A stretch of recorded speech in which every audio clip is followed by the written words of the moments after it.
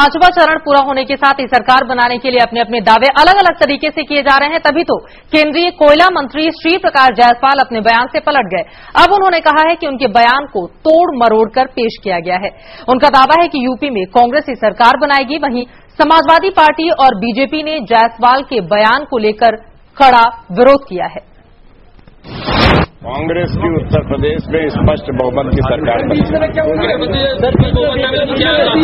दूसरा विकल्प केवल गवर्नर शासन का है और तीसरा कोई विकल्प नहीं।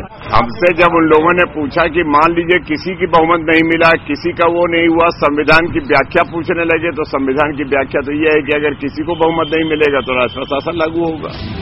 महज कुछ घंटों में पलट गए केंद्रीय कोयला मंत्री श्री प्रकाश जायसवाल। उन्होंने पहले क्या कहा था ये भी आपने सुना और फिर बाद में क्या कहा ये भी आपने सुना, लेकिन इसके बावजूद वो इस बात पर अड़िग है कि उनके बयान को तोड़ मरोड़ कर पेश किया गया।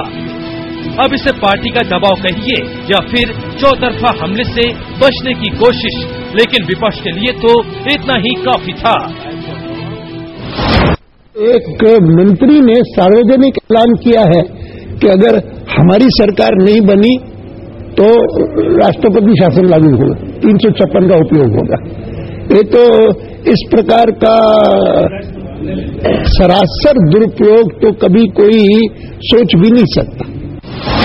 उत्तर प्रदेश में जहां जहां वोट पड़ रहे हैं उनको अपील करूंगी वो कांग्रेस को बिल्कुल वोट न दें, क्योंकि वो उनके वोट का महत्व नहीं समझ रहे। इसका मतलब कांग्रेस वोट के योग्य नहीं है। दूसरा मेरा ये कहना है कि वो राष्ट्रपति शासन नहीं लगाना चाहते, वो अप्रत्यक्ष तरीके से कांग्रेस का राज यहाँ पर स्थापित करना चाहते हैं। ये सीधे सीधे हिंदुस्तान उत्तर प्रदेश की जनता को एक धमकाने की कोशिश है कि केंद्र सरकार के बल पर या तो कांग्रेस को चुनो, नहीं तो हम राष्ट्रपति शासन लागू कर देंगे। गौरतलब है कि कांग्रेस की तरफ से श्री प्रकाश जायसवाल ही अकेले ऐसे नेता नहीं हैं जिन्होंने यूपी में राष्ट्रपति शासन लगाने की बात कही हो।